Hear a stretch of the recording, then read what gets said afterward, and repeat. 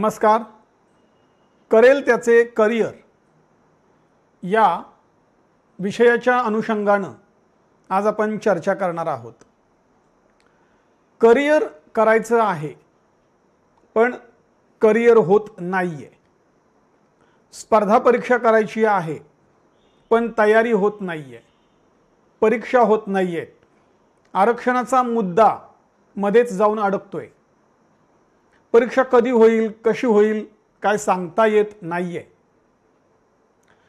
आज तुम्हाला स्पर्धा परीक्षेच्या अनुषंगाने बोलतानाच मला एक गोष्ट क्लिअर करायची आहे आणि ती म्हणजे करिअर हे ज्याने करायचं आहे असं ठरवलंय त्याच्यासाठीच फक्त करिअर आहे.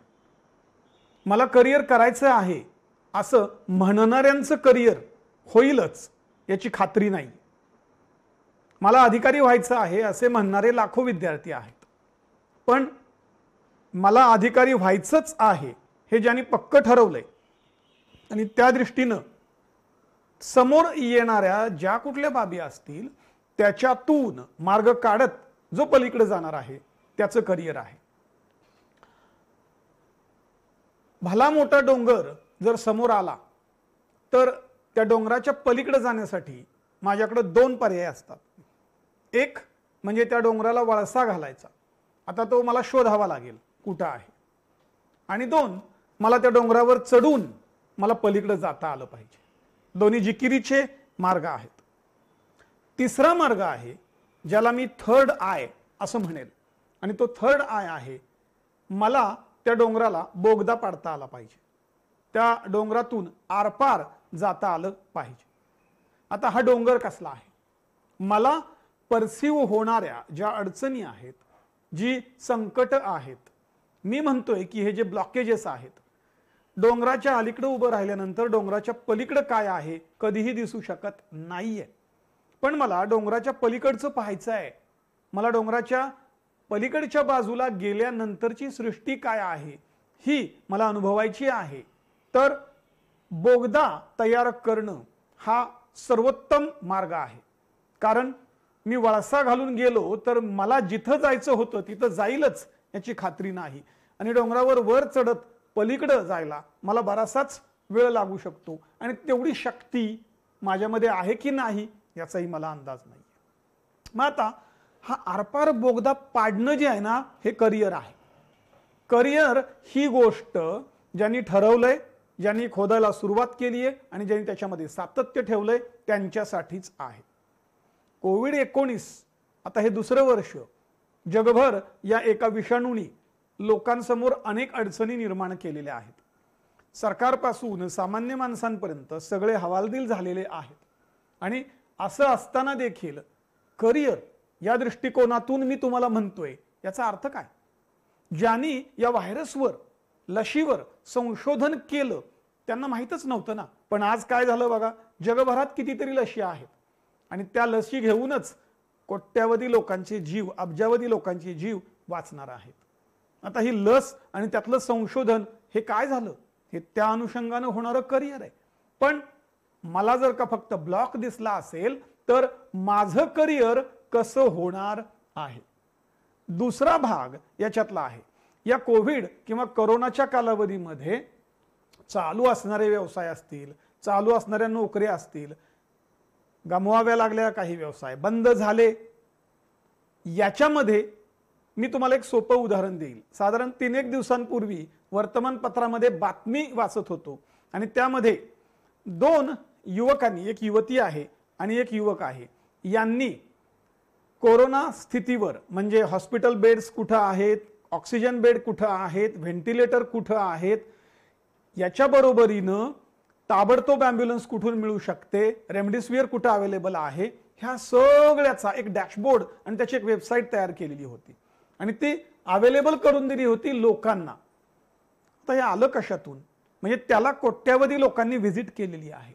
तर यामधली जी युवती आहे तिचे वडील कोरोना पॉझिटिव्ह झाल्यानंतर त्यांना ॲडमिट करत असताना तिला ज्या अडचणींना सामोरं जावं लागलं आणि तिच्या लक्षात आलं हे जर का रेडीमेड असेल तर पेशंट जवळच्या उपलब्ध दवाखान्यात जाऊ शकतो आणि त्याच्या जीवाचा धोका कमी होऊ शकतो. आता तुम्ही म्हणाल हे असं असल्या कालावधीमध्ये हे संधी साधपणा आहे का? संधी साधूपणा बिलकुल नाहीये. गरज आहे आणि ती गरज ओळखून जर का मी माझे एफर्ट्स टाकत असेल तर माझं त्याच्यातून करिअर होऊ शकतं. करिअर याचा अर्थ पैसे कमावणं नव्हे मित्रांनो. करिअर याचा अर्थ माझ्या पोटेन्शियल, माझ्या कॅपॅबिलिटीज, माझ्या ॲबिलिटीज ज्या आहेत त्या एका विशिष्ट ध्येयासाठी मला समर्पित करता आल्या पाहिजेत. आता बघा, सगळे अधिकारी जीव तोडून काम करतायत. तुम्ही जर का आधी अभ्यास करून या फौजेमध्ये असतात तर आज तुम्हाला हे जे आपत्ती आहे हिच्यामध्ये सेवा देण्याची संधी मिळाली असती. मग आता पोलीस फोर्स असेल, आपली डॉक्टर्स असतील, नर्सेस असतील, कोविड वॉरियर्स ज्यांना म्हणतोय, अगदी आपल्यापर्यंत भाज्या पोहोचवणारी लोक असतील, भाज्या आपल्यासाठी पिकवणारी असतील, या सगळ्यांनी ते सेवा म्हणून समोर आणलेलं आहे. तेव्हा करेल त्याचं करिअर असं मी तुम्हाला म्हणतोय, याचा अर्थ काय आहे? मला ते करायचं आहे का हा पहिला प्रश्न पडला पाहिजे. नंबर 2, मला जर ते करायचं असेल तर मी का करतोय, कुणासाठी करतोय, माझा त्यातला हेतू काय आहे, माझा तो हेतू क्लिअर आहे का, मला त्यातून काय परतावा अपेक्षित आहे हे क्लिअर हवं, आणि त्यासाठी मी काय द्यायला तयार आहे. मी तर म्हणेन मी त्यासाठी 100% द्यायला तयार असायला पाहिजे. मी जोपर्यंत 100% देणार नाही, जोपर्यंत 100% होतणार नाही, तोपर्यंत मला परतावा मिळणार नाही. म्हणजे या मधल्या कालावधीमधली मुंबईमधली एक बातमी तुम्हाला माहिती असेल ना, रेल्वे रुळावर एका अंध महिलेचा छोटासा मुलगा पडला आणि मग तिथे असणाऱ्या एका युवकाने धावत येऊन, शेळके नावाचा तो युवक होता, त्यांनी धावत येऊन आपल्या जीवाची पर्वा न करता त्या लहान मुलाला उचललं. काय आहे हे? करिअर आहे. करिअर या शब्दाचा अर्थ समजून घ्या, डेडिकेशन. करिअर या शब्दाचा अर्थ आहे समर्पण. करिअर या शब्दाचा अर्थ आहे झोकून देणे. करिअर या शब्दाचा अर्थ आहे स्वतःला पूर्ण विसरणे आणि जे निवडलेलं आहे त्याच्यामध्ये स्वतःला बघणे. कोविड-19च्या निमित्ताने करिअर काय असू शकतं याची लाखो उदाहरणं आपल्या समोर उभी राहिलेली आहेत. मग आता मला सांगा, परीक्षा होत नाही, आरक्षणामुळे बारगळलेली आहे, कधी होणार सांगा, वगैरे वगैरे, वाटतंय का तुम्हाला? हे फार मोठे प्रश्न आहेत.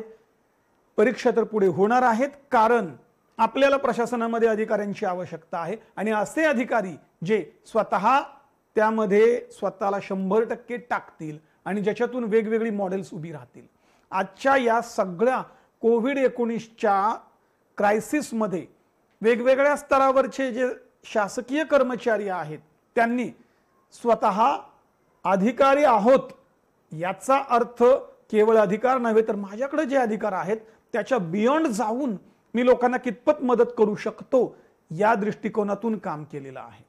म्हणजे या कोविडच्याच निमित्ताने परवा एक पोटाचा विकार असणारे तज्ञ डॉक्टर, म्हणजे पोटावरचे विकार असणारे तज्ञ डॉक्टर, गॅस्ट्रोएंटरोलॉजिस्ट असं म्हणतात, त्यांनी एक मोठा लेख लिहिलेला होता. त्यांना कोविड झाला आणि त्यांना हैदराबादला ऍडमिट करावं लागलं होतं आणि तेव्हा त्यांनी जे म्हटलेलं आहे त्यामध्ये त्यांनी जे नमूद केलेलं होतं त्याचा सार एकच येतो, डॉक्टर म्हणून आम्ही जे करिअर करतो त्या करिअर बद्दल मला अभिमान वाटतो. मित्रांनो, करिअर हे करेल त्याचंच असतं. मग करेन, उद्या करेन, परवा करेन, आता करिअरला अनुकूल परिस्थिती नाहीये, प्रतिकूल परिस्थिती आहे.